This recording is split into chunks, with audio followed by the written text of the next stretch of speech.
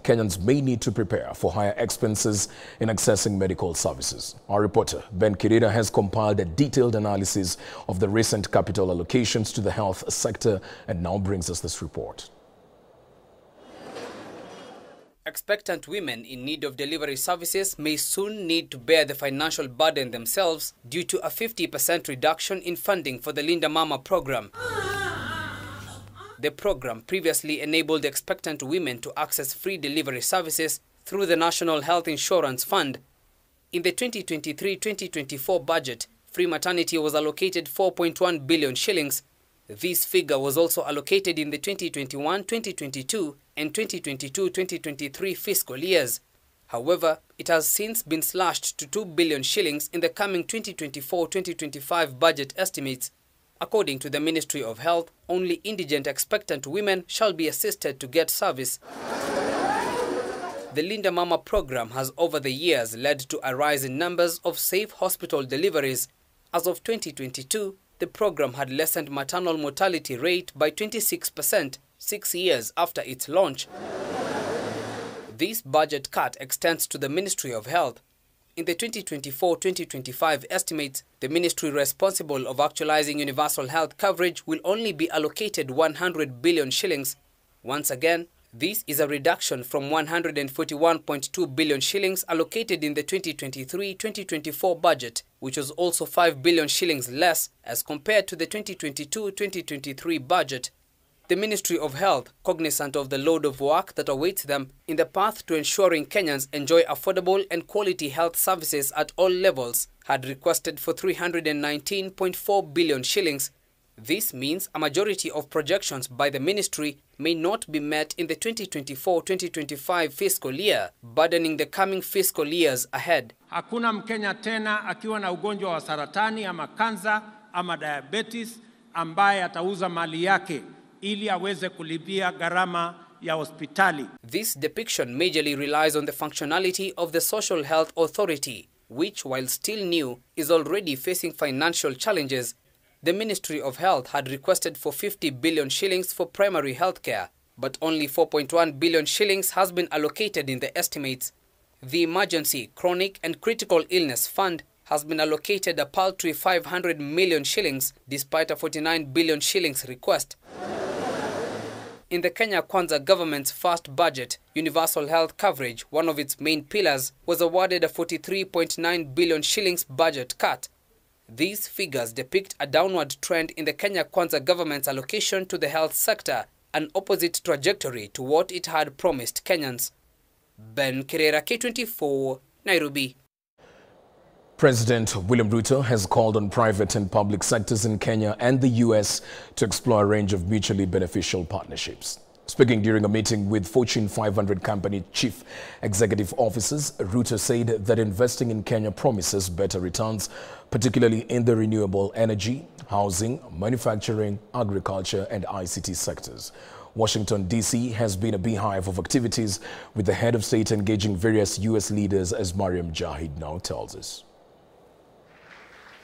President William Ruto has praised Kenya as an economic hub that offers best opportunities for investors in East Africa and Africa in general. We are continuously enhancing our institutional framework, regulatory regime, and providing incentives to attract foreign direct investment.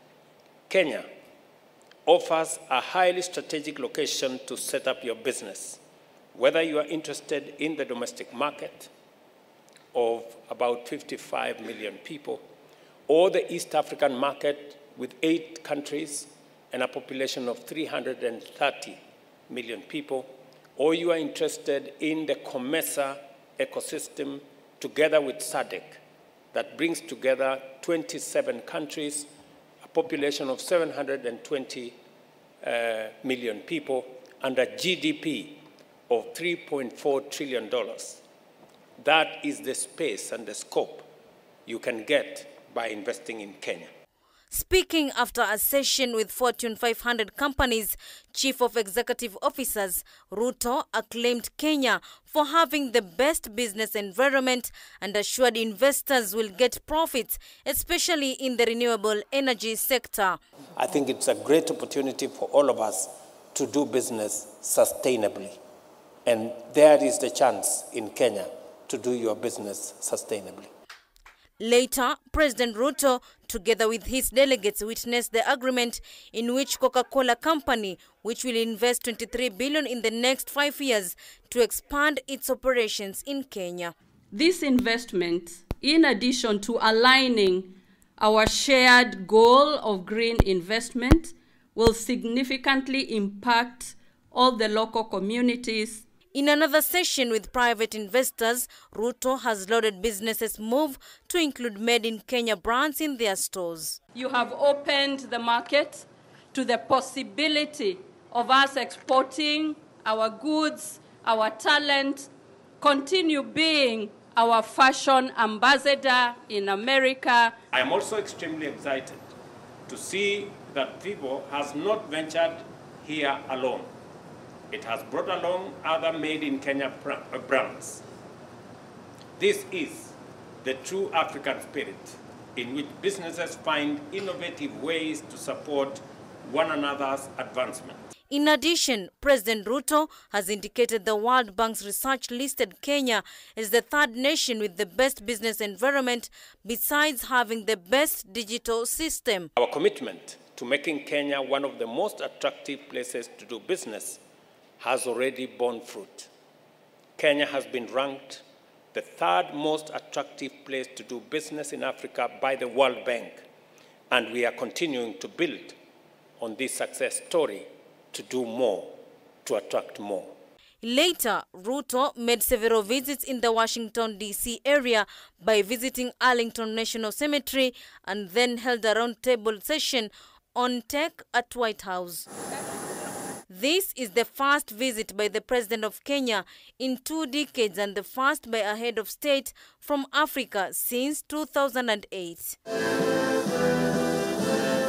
Mariam Jahid, K24, Nairobi. Azimio leader Raila Odinga has vowed to introduce African Union passports should he clinch the African Union chairmanship seat. The passports, Odinga argued, will be used across Africa and will see the enhancement of a borderless Africa. This is in line with his shared vision of a continent that facilitates intertrade and infrastructure development. Odinga spoke when he hosted Netherlands ambassador to Kenya, Martin Brewer, and his Egypt counterpart, Wael Nasreddin Attir. Odinga also decried tribalism and the them versus us mentality in leadership and resource sharing. The Azimio chief further expressed interest in the evolutionary process of developing multiple currencies and numerous visas. Raila seeks to replace Moussa Faki of Chad as the new AU Commission chairperson. The former premier is expected to leave the country to London tomorrow evening.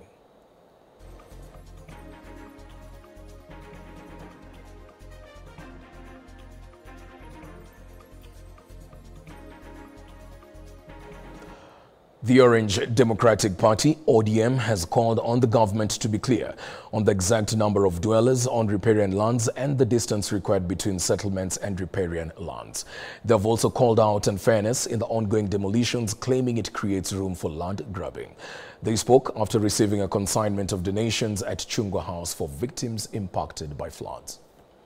In terms of settlements along the riparian areas, the people of Nairobi are very cooperative. In fact, nobody wants to stay in the way or in a place that is dangerous to them. They are pushed mostly by the poverty levels and the economic situation that our people find themselves in. So there has been great cooperation. Initially, we were told that the riparian area would be cleared up to 15 meters of the high water line. But unfortunately, we have seen demolitions that are being carried out up to 30-35 meters from the high water line. So what is happening is that there are some crooked elements within Nairobi and within the state that have taken advantage of this disaster to now settle scores. I've seen people demolishing schools that are nowhere near riparian areas. So we want the government, first of all, to tell us with certainty what is the distance that Nairobians must keep from the high water line. Is it 15? Is it 30? Is it 35? Seriously, hold the view that protecting riparian land cannot overshadow the idea of survival for those people who are there. If we are going to do demolitions, we hold the view that at least the government must clearly be able to develop alternative temporary shelter for those people who are affected, so that before you actually demolish, you can be able to, first of all, be able to accommodate them in a temporary structure. And even if there is cash for shelter, the way the government had said, let it be realistic, because even the 10,000 that is being said is not sufficient, and this is not according to us. Wrangles at the University of Nairobi have intensified, with the University Council maintaining that Vice-Chancellor Professor Stephen Kiama is out on a compulsory leave, this coming barely a month after he dismissed a similar directive by the institution's council. In an announcement made today by the Varsity Council, led by its chair, Amokwa Anangwe, the decision pointed out to send Professor Kiama on compulsory leave follows allegations of mismanagement of the university's resources and intimidation of staff, further appointing Professor Ayub Njoroge Gitau to the Vice-Chancellor position in an acting capacity. However, in a rejoinder, Kiama has dismissed the said decision by the Varsity Council, standing firm, saying that he is still in office. Just to confirm that I'm in the office. I was appointed as Vice-Chancellor in January of 2020. And I have continued to serve the University of Nairobi as is expected of me. Just to confirm that I have not requested for leave.